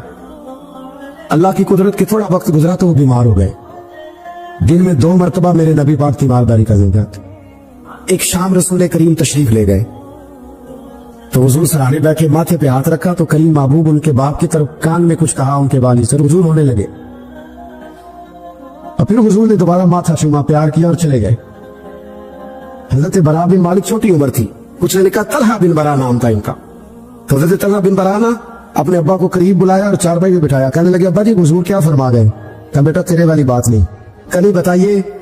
کہا نبی کریم علیہ السلام نے فرمایا کہ شام کو نا میرے طلحہ کا انتقال ہو جائے, اور جب اس کی روح پرواز کر جائے تو مجھے خبر کرنا, میں آ کے جنازہ پڑھاؤ. ٹھنڈ بڑی تھی, مدینے میں ٹھنڈ بڑی تھی. حضرت طلحہ نے نا اپنے باپ کا ہاتھ پکڑا اور اپنے سینے پہ رکھا. کہنے لگے ابا حضور تو جو فرما گئے, پر میری وصیت یاد رکھنا, نبی پاک کے دین کا قانون یہ ہے کہ جب کوئی انتقال کر جائے تو جلدی دفن کرو. اس طرح کرنا, رات کا وقت ہوگا, جب میرا انتقال ہوگا تو فوراً غسل دے کے نا دفن کر دینا, نبی پاک کو خبر نہ کرنا, نہ بتانا. عمر دیکھو اور بات دیکھو. کب حضور کو کیوں نہیں بتانا؟ حضور خود فرما کے گئے تو کہنے لگے رات کا وقت ہوگا تو جن گلیوں سے حضور نے گزر کے آنا نا وہ یہودیوں کے محلے ہیں، ایسا نہ ہو کہ میرے جنازے کی وجہ سے کوئی یہودی میرے نبی کو تکلیف دے دے، میرے جنازے کی وجہ سے، جنازے کی وجہ یہاں کہتے ہیں حضرت صاحب مجھے بڑا پیار ہے آپ سے، پر میرے گھر ضرور پہنچے، جیسے مرے یا جیے، ماں شام کو آپ کو پہنچنا پڑے۔ میرے رسول کریم علیہ السلام کے غلاموں نے دیکھو انداز محبت کیا بیان فرمایا، کہا نبی پاک کو تکلیف نہ ہو میری وجہ سے، میرا جنازہ خود ہی پڑھ کے مجھے دفن کر دینا۔ ان کا انتقال ہو گیا، رات کو دفن کر دیا، صبح حضور تشریف لائے، وہ محبوب جنہیں اللہ نے غیب کے خزانوں کی کنجیاں عطا فرمائی، فرمایا بتایا کیوں نہیں، مجھے بتاتے نہ خود جنازہ پڑھتا، میں خود نہ قبر میری تے میرے اپیرا جے کر پاوے پھیرا، قبر دے اندروں ہڈیاں اٹھ کے مجرا کر سن تیرا، کہا بتایا کیوں نہیں، خبر کیوں نہیں کی، میں جنازہ پڑھتا، میں خود پہنچتا۔ تو بابا پر عرض کرنے لگے حضور میرا تو پتر تھا، میرے لیے اس سے بڑی سعادت کیا ہوتی کہ آپ جنازہ پڑھاتے، پر اس نے وصیت کر دی کہ حضور کو بتانا نہیں تکلیف ہوگی۔ نبی کریم فرمانے لگے بتاؤ مجھے اس کی قبر کہاں ہے۔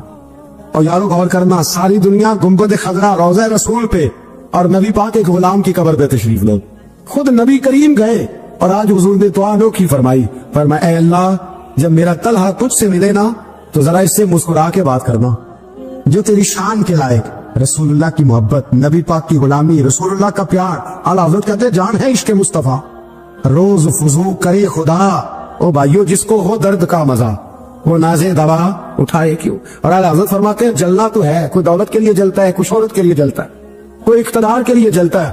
فرمانے لگے اے عشق تیرے صدقے جلنے سے چھٹے سستے، جو آگ بجھا دے گی وہ آگ لگائی ہے۔ اگر آج یہ ارادہ کر لینا کہ ہم نے لوگوں کو آسانیاں دینی ہیں، تو میرا یہ خیال ہے کہ صبح خیر نہیں خیر کثیر بٹنی شروع ہو جائے گی۔ اگر ہم یہ ارادہ کر لیں کہ میں نے لوگوں کو آسانیاں، وہ ہمارا مزاج نہیں نا، ہم آسانی لینا چاہتے، اگر ہم بحیثیت مسلمان تھوڑی تھوڑی خدمات سر انجام دینے لگے، تھوڑا تھوڑا سوچنے لگے، دیکھیں رسول کریم کی سوچ مبارک کیا ہے۔ بدر کے لوگ قیدی ہو کے آ گئے، کفار تھے وہ، اب حضور نے فرمایا فیصلہ یہ ہوا مجلس شورا میں صحابہ کی میٹنگ میں کہ فدیہ دیں گے اتنے اتنے پیسے تو آزاد کر دیے جائیں گے۔ کچھ لوگ ایسے تھے جو فدیہ نہیں دے سکتے تھے لیکن حساب کتاب لکھنا پڑھنا جانتے تھے۔ اب حساب کتاب کی تو دین میں بھی ضرورت ہوتی ہے نا، آپ کو وراثت تقسیم کرنی ہے، کئی کام کرنے ہیں، تو نبی پاک علیہ الصلوۃ والسلام نے بھی نا وہاں امت کا سوچا، فرمایا تم اس طرح کرو مسلمانوں کے 10 بچوں کو لکھنا پڑھنا سکھا دو، میں تمہیں آزاد کر دیتا ہوں۔ بحیثیت قوم کی فلاح و بہبود کے لیے جو نبی پاک کے نظریات ہیں، جو حضور کے افکار ہیں، ان 10 بچوں کو لکھنا پڑھنا سکھا دو۔ یار میری سوچ ہمیشہ یہ رہتی ہے کہ میرے بچے لکھ پڑھ جائیں، یہ کیوں نہیں سوچتا کہ میرے محلے کے سارے بچے اگر پڑھ جائیں گے تو یہ محلہ پڑھے لکھے لوگوں کا محلہ کہلائے گا، میرے سویت لوگ کہیں گے کہ بڑی شستہ آبادی ہے۔ میری سوچ کیوں اڑ جاتی ہے کہ فقط میرا ہی بچہ آگے نکلے، تو اپنے فیض کو کھول کے عام کیوں نہیں کرتا؟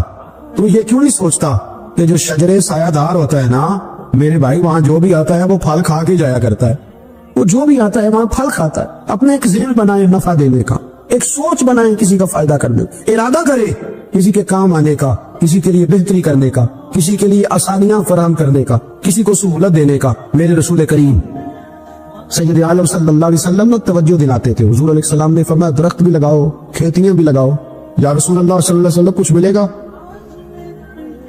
تو حضور نے فرمایا اس کھیت سے، اس درخت سے جب تک کوئی جاندار فائدہ اٹھاتا رہے گا اللہ تمہارے نام اعمال میں نیکیاں درج فرماتا رہے۔ کوئی درخت ہی لگا دو، کچھ کاری دو۔ محمود غزنوی گزر رہے تھے تو ایک بوڑھے کو دیکھا، اس کے ہاتھ کامتے ہیں تو پھر بھی وہ زمین کھود رہا ہے اور ایک درخت لگا رہا ہے۔ تو محمود غزنوی اس بوڑھے کو دیکھ کے نا تو بڑے حیران ہوئے، اس کے قریب گئے۔ تو دو قسم کی سوچیں ہوتی ہے نا، ایک یہ سوچ ہوتی ہے کہ بڑا لالچی ہے، اس عمر میں بھی یہ کیا کر رہا ہے، یہ بھی سوچ ہوتی، اور ایک سوچ ہی ہوتی ہے کہ یار کتنا بھلا آدمی ہے، دیکھو ابھی محنت کر کے گزر رہا۔ سوچ ہی ہے نا، منفی کر لے یا مثبت کر لے۔ تو محمود غزنوی آگے بڑھے اور آگے بڑھ کے نا تو آپ اس بوڑھے سے کہنے لگے کہ بابا یہ کیا کر رہے ہو؟ تو کہنے لگے میں درخت لگا رہا ہوں۔ تو کہنے لگے بزرگوں اب آپ کی جو عمر ہے نا، یہ عمر نہ تو آپ اس کے پھل کھا سکیں گے، نہ چھاؤں میں بیٹھ سکیں گے، اور آپ کو تکلیف بھی بڑی ہے۔ تو بابا جی محمود کو جانتے ہی نہیں تھے، پلٹ کے کہنے لگے بیٹا چلو میں نہیں پھل کھاؤں گا تو میرے پوتے تو کھائیں گے نا، میرے نواسے تو کھائیں گے نا، تو آپ چھوڑے مجھے، میں تو اگلی نسلوں کا بھلا کر رہا ہوں۔ اب یہ سوچ ہماری بڑی کم ہوتی۔ حضور نے فرمایا تم میں سے بہتر وہ ہے جو لوگوں کے حق میں۔ اب یہ ایک جملہ حدیث پاک کا اگر ہم صحیح طرح اپنی زندگی میں نافذ کر لینا اتنا ہی، یار میں نے بہتر بننا ہے، اپنے بچوں کے حق میں بھی، بہن بھائیوں کے حق میں بھی، بیوی اور سسرال کے حق میں بھی، ننیال اور ددیال کے حق میں بھی، میں نے ان کا کوئی نہ کوئی نفع کرنا ہے۔ یہ حضور کی ایک حدیث انسان کو اتنا بڑا مقصد دے دیتی ہے نا، ساری زندگی بندہ لگا سکتا ہے، ساری زندگی اور با مقصد زندگی ہو جاتی ہے۔ جب زندگی با مقصد ہوتی ہے پھر بندہ بور بھی نہیں ہوتا، پریشان بھی نہیں ہوتا، تنگ بھی نہیں ہوتا کہ بے مقصد بے فائدہ کام۔ ایک ہے با مقصد۔ حضرت عثمان غنی رضی اللہ تعالیٰ عنہ فرماتے ہیں کہ حضرت عمر فاروق رضی اللہ تعالیٰ عنہ کا دور مبارک تھا، دوپہر تھی اور گرمی بہت زیادہ تھی، لوگ اپنے اپنے گھروں میں آرام کر رہے تھے۔ مجھے کسی مجبوری کے لیے اپنے گھر کی چھت پہ جانا پڑا تو میں نے دیکھا کہ ایک شخص بوڑھا اونٹوں کو ہانکتا ہوا آ رہا ہے۔ میرے ذہن میں خیال آیا کہ یار ساری دنیا دوپہر کو سو رہی ہے، شدت کی دھوپ ہے، آپ بھی سو جاتے، عصر کے وقت آپ اونٹوں کو چلا لیتے، یہ کون ہے جو اس وقت بھی؟ کہتے میں کچھ دیر رک گیا، لیکن جیسے ہی وہ میرے قریب آئے، وہ کوئی عام آدمی تو نہیں، وہ تو حضرت عمر فاروق ہے رضی اللہ تعالیٰ۔ آپ فرماتے ہیں کہ میں جھٹ سے سیڑھیوں سے نیچے اترا اور میں نے جناب عمر سے عرض کی کہ حضور اس وقت آپ؟ فرمانے لگے یہ مال غنیمت کے 2 اونٹ بھاگ گئے تھے، انہیں پکڑنے گیا تھا۔ میں نے عرض کی حضور کسی غلام سے کہہ دیتے۔ فرمانے لگے مسلمانوں کے مال کی حفاظت کی ذمہ داری میری ہے، غلام کی تو نہیں نا۔ اب ایک مقصد ہے نا کہ میں نے ایک ڈیوٹی کرنی ہے، میں نے ایک خدمت کرنی ہے۔ میں طالب علموں سے کہتا ہوں، علماء سے نہیں، طلباء سے میں کہتا ہوں آپ سارا دن کیوں شکوہ کرتے ہیں؟ آپ کمیٹی کی مسجد سمجھ کے اس کی خدمت نہ کریں، اللہ کا گھر سمجھ کے کریں۔ مسجد کمیٹی کی نہیں ہوتی، مسجد اللہ تعالیٰ کا گھر ہوتی۔ اللہ کا گھر جان کر آپ اس کی خدمت کریں گے تو آسانی ملے گی۔ میری بات پر توجہ کریں جی، بیٹھ جاؤ بیٹا، اللہ آپ کو خوش رکھے۔ تو اپنی زندگی میں با مقصد کام جب ہم کرتے ہیں تو پھر تھوڑی سی سکون محسوس کرتے ہیں۔ اسی طرح سے نبی کریم علیہ السلام کا ایک تو یہ فرمان ہمیں مقصد بتاتا ہے۔ ایک دوسری بات سنیں، حضور علیہ السلام نے فرمایا، اچھا میں یہ سمجھتا ہوں کہ نبی پاک علیہ السلام کی اس ایک حدیث پر عمل کر لیا نہ جائے نا، جو ہم سب کو آتی بھی ہے، تو سارے ملک میں سکون ہو جائے، سارے گھروں میں قرار آ جائے، سارے خاندانوں میں خوبصورتی آ جائے۔ حضور علیہ السلام نے فرمایا تم میں سے کوئی اس وقت تک مومن نہیں ہو سکتا جب تک اپنے بھائی کے لیے بھی وہی پسند نہ کرے جو اپنے لیے پسند کرتا ہے۔ آتی ہے نا سب کو حدیث پاک؟ ہاں نہ تو کرو نا، چلو جس کو نہیں بھی آتی تھی اس نے ابھی سن تو لی ہے نا۔ حضور نے فرمایا تم میں سے کوئی اتنی دیر تک مومن ہو سکتا جب تک وہ جو اپنے لیے پسند کرتا ہے وہی اپنے بھائی کے لیے بھی۔ حدیث ہے نا، آپ نے سنی ہوئی ہے نا، ایسے ہی ہے، ایسا ہوتا بھی ہے کہ ہم جو اپنے لیے پسند کرتے ہیں وہی بھائی کے لیے بھی کرتے ہیں، ہوتا ہے ایسے۔ ہم پتہ کیا کرتے ہیں، دکان پہ کپڑے خریدنے جائیں نا تو کہتے ہیں یار کوئی کپڑے دکھا، سوٹ سلوانا ہے، تو 2-4 جوڑے خود لے لیے، پھر اسی انہوں آکید ہے ہوں کوئی دین دوان والے بھی وکھا، وہ کڑے ہوندے نا جڑے پان والے نہیں ہوندے۔ ایسی بات ہی ہے نا، اب جو دینے ہیں وہ بھی، یعنی وہ بڑا نیکی کر رہا ہے امیر آدمی، اپنے نوکر کو کپڑے دے رہا ہے، کہتا ہے یہ بالکل ٹھیک ہے، میں نے بس 2 دفعہ ہی پہنا پہ نیا، بالکل وہ بھائی نواں ہوتا تو نہیں سی دینا، بالکل ٹھیک ہوتا تو دیتا۔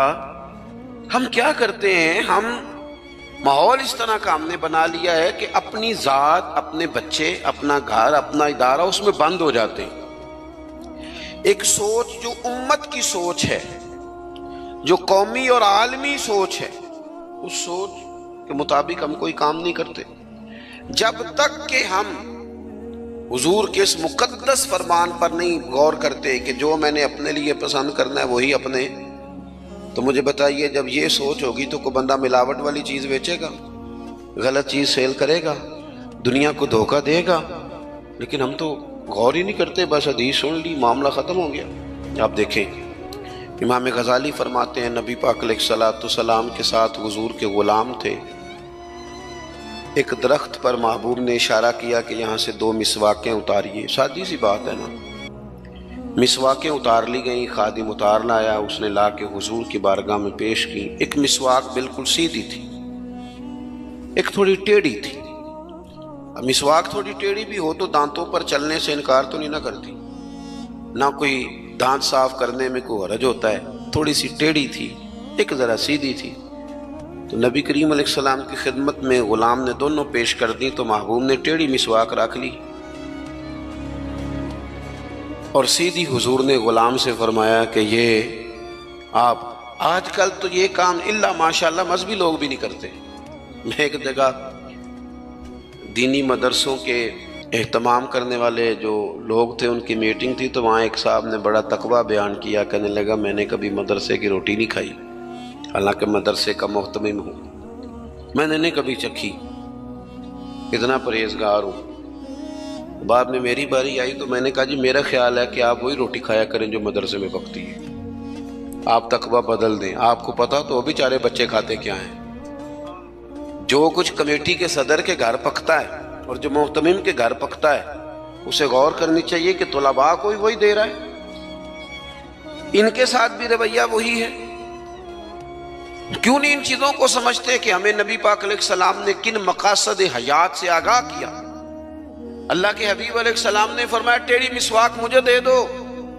عرض کی حضور میرے ماں باپ قربان ہو، میری روح میری جان قربان ہو، آپ سیدھی رکھیں۔ حضور نے فرمایا نا بھئی میں نے خود ہی تو امت کو قانون دیا ہے کہ مومن وہ ہے جو اپنے لیے پسند کرے وہی اپنے بھائی کے لیے بھی پسند کرے۔ اخلاقاً ایک بات اپنے دل سے پوچھیں، میں اپنے آپ سے پوچھوں، کیا ہمارا بہو کے بارے میں بھی وہی ذہن ہے جو بیٹی کے بارے میں؟ وہ ساری گنجائشیں، وہ ساری معافیاں جو بیٹی کو ملتی ہیں، اور نہیں ابھی بچی ہے تو نہیں ابھی چھوٹی ہے تو نہیں ہم نے ابھی کام کرائے نہیں تو نہیں ابھی مطلب اس پر کوئی بوجھ ڈالا نہیں تھا تو نہیں ذرا یہاں ماحول اور تھا، یہ جتنی کہانیاں بیٹی کے حق میں یاد ہوتی ہیں۔ مومن تو وہ ہے نا جو اپنے لیے پسند کرے وہی اپنے، تو یہ ساری کہانیاں بہو کے حق میں کیوں نہیں یاد آتی؟ یہ کیوں نہیں یاد آتی؟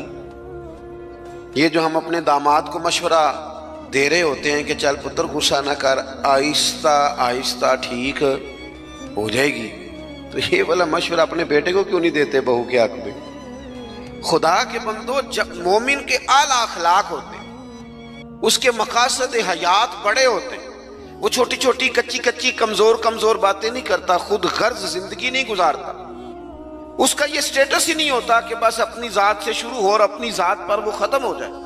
وہ بڑی باتیں کرتا ہے، بڑے خیالات کا مالک ہوتا ہے، بڑے حوصلے ہوتے ہیں اس کے، اس کا ظرف بڑا ہوتا ہے، اس کی سوچ بڑی ہوتی ہے، اس کا مزاج بڑا ہوتا ہے۔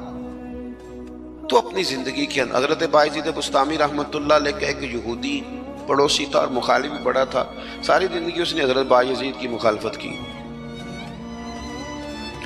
کچھ لوگوں کو پتہ ہوتا ہے کہ جس کی میں مخالفت کر رہا ہوں بندہ ٹھیک ہے، پر اندر کے حسد کا کیا کچھ نہیں نہ جا سکتا، ساری زندگی حسد کرتے، اس نے بھی کیا اور بڑی غلط باتیں پھیلائیں۔ اس سے کوئی غلطی ہو گئی، اس یہودی سے جو یہودیوں کا عالم تھا، اس سے کوئی غلطی ہو گئی،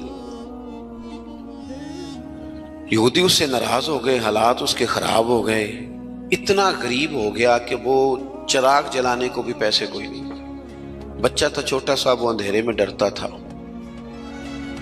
روتا تھا۔ حضرت بایزید بسطامی گھر آئے تو اپنی گھر والی سے پوچھنے لگے، کل بھی میں نے نوٹ کیا یہ بچہ روتا ہے، آج بھی نوٹ کیا، تو کہنے لگی وہ جو گھر والوں سے پوچھا جو بھی گھر میں موجود تھا، انہوں نے کہا جناب وہ غربت ہے، آپ کو پتہ ہے اس کے حالات بڑے کمزور ہو گئے ہیں، تو بچہ اندھیرے سے ڈرتا ہے، چراغ جلانے کو تیل کوئی نہیں، پیسے کوئی نہیں، دشمن ہے، ساری زندگی مخالفت کی۔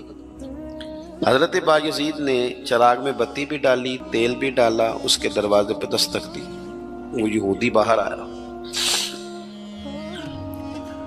آ کر کے آپ کی طرف دیکھا تو آپ نے نا اس کے بولنے سے پہلے فرمایا کہ پوری گلی اور چوک دیکھ لے، بندہ کوئی دیکھ نہیں رہا، اور تو مجھے جانتا ہے میں جھوٹ نہیں بولتا، میں بتاؤں گا بھی کسی کو نہیں،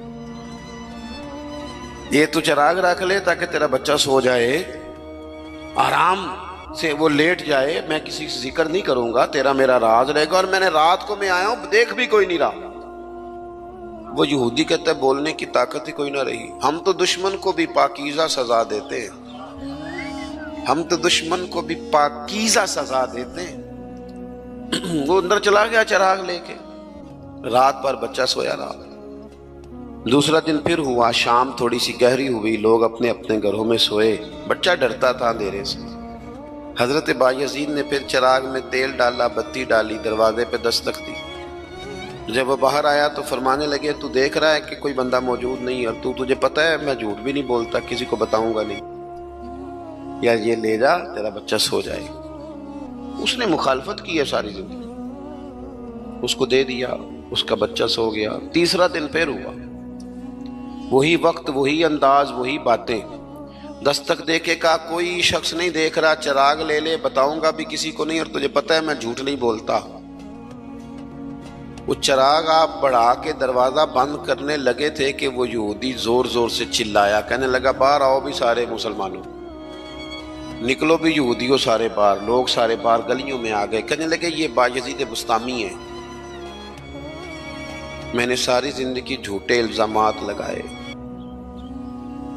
آج جب میری حالت یہ ہے کہ میرے اپنوں سے مجھے کوئی پوچھنے نہیں آتا، اس شخص سے میرے بچے کا رونا نہیں دیکھا گیا، یہ تڑپ گیا ہے کہ کسی کا بچہ کیوں روئے، یہ روز مجھے چراغ جلا کے دے جاتا ہے، گھر میں میرے روشنی ہو جاتی ہے، بچہ میرا سو جاتا ہے، پر میں ساری رات نہیں سوتا۔ میں آج تم سب کو گواہ بنا کے کہتا ہوں، جو میں نے ان کے بارے میں زندگی بھر کہا وہ سارا غلط تھا، اور یہ بھی تمہیں بتاتا ہوں کہ پہلے میں نے دین اسلام سنا تھا، 3 دن ہو گئے میں دین کو دیکھ رہا ہوں، پہلے سنا تھا اب میں دیکھ رہا ہوں۔ کہنے لگا میں تم سب کو گواہ بنا کے کہتا ہوں کہ بایزید بھی سچے ہیں، بایزید کا دین بھی سچا ہے، اور جس رسول کا یہ کلمہ پڑھتے ہیں وہ رسول بھی سچے ہیں۔ اس نے کلمہ پڑھا اور مسلمان ہو گیا۔ ہمارا یہ حال ہے کہ سگا بھائی کہتا ہے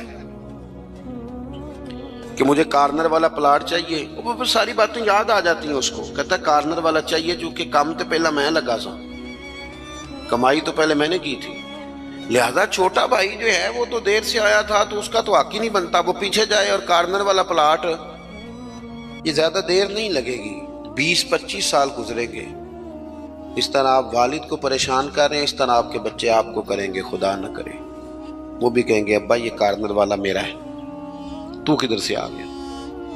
تو حضور نے ہمیں اعلیٰ مقاصد، اعلیٰ اخلاق، اعلیٰ کردار، بڑی باتیں کرنے کا، ہمارے پاس بڑی کہانیاں ہوتی ہیں پر ساری اپنے حق میں، بڑے دلائل ہوتے ہیں پر سارے اپنے حق میں، بڑی باتیں آتی ہیں پر ساری، ہمارے ایک بزرگ کہا کرتے تھے میں ایسے بیوقوفوں کو جانتا ہوں جو کوئی چیز بھی پھینکے نہ تو اپنے گھر میں پھینکتے ہیں، حالانکہ بھولے بھلے بیوقوف اپنے گھر میں پھینکیں۔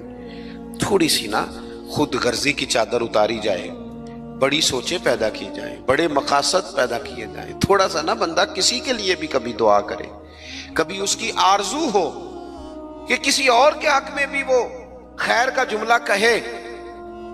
حضرت مولا علی شیر خدا کرم اللہ تعالی وجہہ الکریم، میں نے یہ دیکھا ہے کہ جو بندے جس کے بچے روز 4,000 کے برگر کھا جاتے ہیں نا، اس کا ملازم اگر کہہ دینا کہ جناب اس دفعہ نا میرے لیے کچھ مشکل آ گئی ہے، کو 5,000 ایڈوانس چاہیے، تو جس کے گھر میں روز بچے کھانا پکنے کے باوجود 4,000 کا فاسٹ فوڈ کھاتے ہیں، وہ ملازم سے کہہ رہا ہوتا ہے تو خرچے کیوں نہیں کٹ کرتا، اپنی طاقت کے مطابق خرچ کر۔ دوسروں کو نصیحت کرنا آسان ہے، لیکن کیا مسئلہ ہے کہ ہم اپنے بچوں کے حق میں جتنی آسانیاں چاہتے ہیں وہ دوسروں کے بچے نہیں، دوسروں کی اولاد نہیں، دوسرے کے گھر میں روشنی ہوگی تو ہم کیا سمجھتے ہیں کہ دنیا سے روشنی کم ہو جائے گی؟ कभी भी नूर बांटने से नूर कम नहीं होता। एक शम्मा से हजारों दिए भी जल जाएं तो पहली वाली की रोशनी में कभी कमी नहीं आती। इसलिए छोटी सोचों से बाहर निकला जाए, बड़ी मजबूत मुस्तहकम ये सोचे जिंदगी में पैदा की जाए। अगर हम महदूद जिंदगी गुजारेंगे तो फिर ठीक है, अपनी जात से बात शुरू होती है, अपनी जात पे खत्म हो जाती है। और ये इस मुल्क में ये बाकायदा प्रमोट की गई हैं चीजें, प्रमोट। जब तक कोई मेरे साथ चल रहा है तब तक वो बिल्कुल ठीक है, और जिस दिन मेरे साथ नहीं उस दिन कोई नहीं समझ आ रही आपको मेरी बात। हमें सारी दुनिया को भी बदनाम करना पड़े तो हमने हर उस शख्स पर इल्जाम लगाना है जो मेरे खिलाफ है। ऐसा ना करें।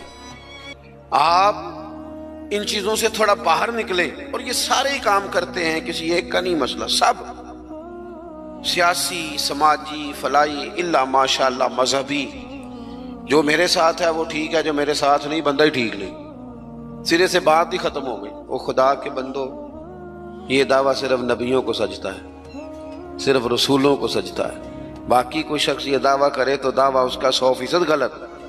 तो अपनी जिंदगी के अंदर इन बातों पर जरूर गौर करें कि आला हजरत मौला अली शेर खुदा करमल्लाहु ताला वजहुल करीम घर से निकले, अपने गुलाम से कहने लगे आज जरा खरीदारी करने चले। बाजार तशरीफ ले गए, वहां से ना 2 सूट खरीदे, एक जरा कम कीमत का था, एक जरा ज्यादा कीमत का था। अब वो खरीद के दोनों थैले में डाल लिए। आपका खादिम कहता है मैं समझ गया जो महंगा है वो आका का है और जो सस्ता है वो गुलाम का है। कहते लेके वापिस आए, वो चौक आ गया, वो जगह आ गई जहाँ से हज़रत मौला अली ने अपने काशाना नूर पे जाना था और मैंने अपने घर जाना था। कहते हैं हज़रत मौला कायनात फरमाने लगे ज़रा मेरे वाला जोड़ा मुझे देना। कहते मैंने वो महंगा वाला निकाल के हज़रत अली को पेश किया तो फरमाने लगे ये नहीं मेरा, मेरा तो वो दूसरा है। मुझे बताएं कि रोब कपड़ों का होता है कि किरदार का? बोलिए। हाँ, 10 लाख का जूता हो और 20 लाख का जोड़ा हो, 1.5 करोड़ की पजारो हो और जनाब 20 करोड़ का घर हो, पर पैसे हो करप्शन के, तो लोग कोठी के दरवाजे पे खड़े होकर कह देते हैं गलत माल है इसके पास, बंदा ठीक नहीं। जूते टूटे हुए हों, कुर्सी और मेज पुराना हो, छोटा सा अफसर हो लेकिन दयानतदार हो, तो बड़े बड़े मालदार भी दरवाजे पे खड़े होकर कहते हैं यार बंदा बड़ा खरा है, ना पैसे पकड़ता है ना किसी की सिफारिश मानता है। हमारे शहर में हाजी अबू दाऊद मोहम्मद सादिक साहब रहमतुल्लाह अलैह बुजुर्ग थे, तो मैंने बड़ी पजारों से उतरने वाला पीर भी ना बड़ी पजारों से मिलने आया। वो भी पहले चेन वाली घड़ी उतारता था, फिर अपनी दाढ़ी देखता था, नमना लेवल तो हाजी साहब सादे से बंदे। तो बात समझ में आती थी कि रोब कपड़ों का नहीं होता, रोब तो किरदार का होता है। अगर किरदार मजबूत है तो कपड़े सादे भी हों तो गुजारा हो जाता है, लेकिन किरदार कुछ भी ना हो, लोग पैसों के जोर पर, दौलत के जोर पर, माल के जोर पर, बल्कि बाद लोग तो ऐसे हैं जो खुशामदियों के जोर पर अपने दाएं बाएं इधर उधर जो उनके वजीफा खार नमक खार खुशामद पसंद है उनके जोर पर अपने आप को मनवाना चाहते हैं। किरदार असल है, किरदार हुस्न है, किरदार राहनाई है। आप हमेशा तब बड़े होंगे जब आपके अखलाक में, मुआमलात में, लेन देन में सफाई होगी, फिर लोग आपको बड़ा जानेंगे। हज़रत मौला अली शेर खुदा करमल्लाहु ताला वजहुल करीम, उससे कहा ये नहीं मेरा, मेरा तो दूसरा है। तो कहा ठीक है जनाब दूसरा है, तो हुजूर आप आका हैं, आपका कैसे दूसरा है, आपका तो ये है। हज़रत अली कहने लगे नहीं नहीं, वो जो सस्ता, मेरी बात की समझ आ रही है आपको, वो जो सस्ता जोड़ा है ना वो मुझे दो। तो उसने ना एक दलील पेश की आपके गुलाम ने, कहने लगा हुजूर आप ना महंगे वाला रखें, क्यों, आप आका हैं और मैं सस्ता पहनता हूं क्योंकि मैं गुलाम हूं। तो हजरत अली कहने लगे दलील ही कायम करनी है ना तो मेरे वाली कर ले, तू मुझे सस्ता दे देना क्योंकि मैं बूढ़ा हूं, और तू महंगा पहन ले क्योंकि तू जवान है। अगर किसी दलील की बुनियाद पर ही लिबास पहनना है تو چلو اس طرح کرو، یہ والی دلیل قائم کر لو کہ بوڑھوں پر سستا بھی چل جاتا ہے، اور جوانوں کے لیے ذرا کپڑے مہنگے ہوں، ذرا اچھے نئے اور ڈیزائنوں کے ہوں تو ذرا جوان خوش ہوتے ہیں۔ تو تھوڑے سے نا بڑا دل ہو، ذرا بڑا ظرف ہو، ذرا حوصلہ بڑا ہو، ذرا سوچ بڑی ہو، ذرا انسان کا معیار بڑا ہو۔ یہی بات بعد میں حضور کے صحابہ میں آئی۔ آپ دیکھ لیں حضرت عمر کو، دیکھیں حضرت عثمان کو، اور خلیفہ اول بلا فصل حضرت ابوبکر صدیق کو، حضرت مولا علی شیر خدا کو۔ ان لوگوں نے بڑی بڑی باتیں کی، بڑا حوصلہ تھا ان، یہ ہمیشہ انقلابی باتیں۔ حضرت عثمان غنی، ان کا مال آیا پڑا ہے۔ اب ہمارے ہاں تو لوگ مصنوعی قلت بھی پیدا کر لیتے ہیں، لیکن مال آیا ہوا ہے، قلت کے قحط کے دن ہیں۔ آ کے تاجروں نے کہا حضرت عثمان غنی سے کہ آپ جتنے کا خریدا ہے نا، ہم تحقیق بھی نہیں کرتے، ڈبل لے لیں، ہمیں دے دیں۔ حضرت عثمان کہنے لگے مجھے زیادہ نفع ملتا ہے۔ انہوں نے کہا 3 گنا لے لیں، کہنے لگے زیادہ ملتا ہے۔ 4 گنا لے لیں، فرمایا زیادہ ملتا ہے، کہنے لگے اس سے زیادہ ہم نہیں دے سکتے۔ وہ بندہ بتائیں جو زیادہ دیتا ہے۔ حضرت عثمان غنی کہنے لگے مجھے تو 700 گنا کی امید ہے۔ جناب کس طرح؟ تو حضرت عثمان نے مسجد میں اعلان کروایا یا کسی ذریعے سے لوگوں تک پیغام پہنچایا کہ جو غریب گندم نہیں نہ خرید سکتا وہ آ کے لے جائے، آ کے لے جائے نا۔ فرمایا مجھے رب کی بارگاہ سے 700 گنا کی امید۔ تو بڑا دل ہو، بڑا حوصلہ ہو۔ بس بات ختم کرنے لگا ہوں۔ حضور کی جو اولاد پاک ہے اس کا بھی یہی مزاج ہے، زندگی بھر سخاوتیں، لوگوں پر محبتیں، ان لوگوں کا درگزر، ان لوگوں کا اپنے لیے نہیں، انہوں نے جب بھی سوچا نبی کریم کی ساری امت کے لیے سوچا۔ حضرت امام حسن رضی اللہ تعالیٰ عنہ فرماتے ہیں میری والدہ سیدہ طیبہ طاہرہ حضرت فاطمہ الزہرا رضی اللہ تعالیٰ عنہ تو جب دعا مانگتی تھی تب بھی حضور کی ساری امت کے لیے مانگتی تھی۔ ان کی دعاؤں میں بھی بڑے دل کے ساتھ، بڑے حوصلوں کے ساتھ، بڑا اعزاز کے ساتھ بیٹھے رہتے امام حسین۔ بڑی شانیں تھی، سب کچھ تھا، لیکن انہوں نے گھر چھوڑا، قبیلہ چھوڑا، اس لیے کہ دین کی وہ بنیادیں جن کو کمزور کرنے کی کوشش کی جا رہی تھی وہ کہیں کمزور ہو نہ جائیں۔ وہ آگے بڑھے۔ 1,00,000 دینار آیا حضرت امام حسین کے پاس سویرے۔ کتنا؟ چلو آپس گل کرنے آپس 1,00,000 روپیہ کول ہوئے تے مسیتے دینے پی جاندے، کنے دے دینے وچوں؟ آپس دی گل ہے، نہیں دسدے کسے نوں۔